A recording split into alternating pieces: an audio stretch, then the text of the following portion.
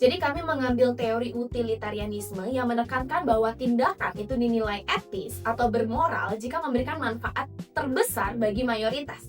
Penilaian moral ini nggak hanya fokus pada aturan, tapi juga konsekuensi dan hasil dari tindakan tersebut. Jadi semakin bermanfaat bagi banyak orang, maka semakin memenuhilah teori ini. Demikian dengan acara KMHB Care yang dengan kegiatan utama yaitu donasi untuk rumah singgah, dinilai sangat memenuhi teori utilitarianisme.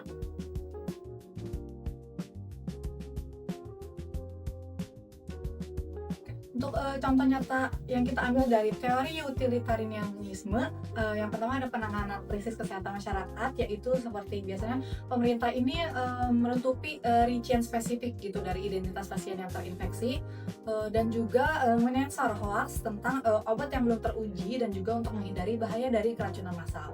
Yang kedua itu contoh dari iklan layanan masyarakat atau peringatan bahaya, yaitu pemerintah menyebarkan kampanye dengan visual atau narasi yang menyeramkan tentang bahaya narkoba ataupun kecelakaan lalu lintas.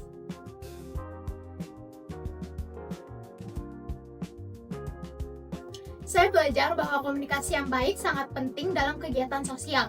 Sebagai panitia maupun donatur, kami harus menyampaikan informasi dengan jujur, jelas, dan bertanggung jawab.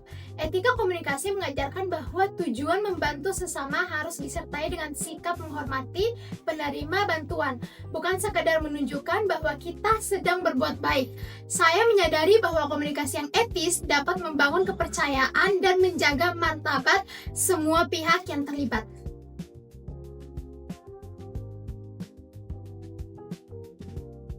Melalui teori utilitarianisme, saya belajar bahwasanya tindakan yang baik itu justru yang memberikan manfaat bagi banyak orang. Nah, ketika saya ikut berdonasi kemarin, saya bisa belajar bahwasanya donasi ini tuh tidak hanya bermanfaat bagi satu individu saja, melainkan bagi banyak kelompok atau keluarga yang membutuhkan. Nah, hal ini juga membuat saya bahwa hal kecil atau tindakan yang kecil apabila dikerjakan bersama-sama bisa berdampak sosial yang sangat besar.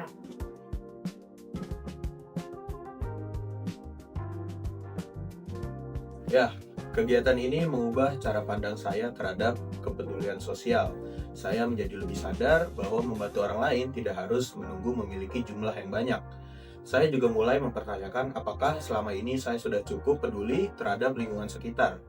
Refleksi ini mendorong saya untuk lebih aktif mencari kesempatan berkontribusi dan tidak hanya bersikap peduli ketika ada program-program tertentu.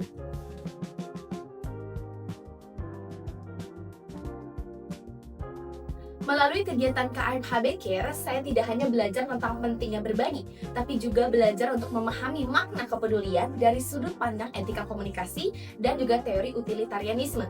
Saya menyadari bahwa tindakan kecil yang dilakukan dengan niat yang baik, komunikasi yang jujur, dan juga tujuan memberikan manfaat bagi banyak orang bisa menciptakan dampak yang sangat besar.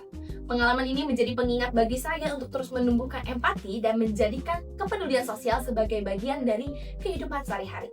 Terima kasih.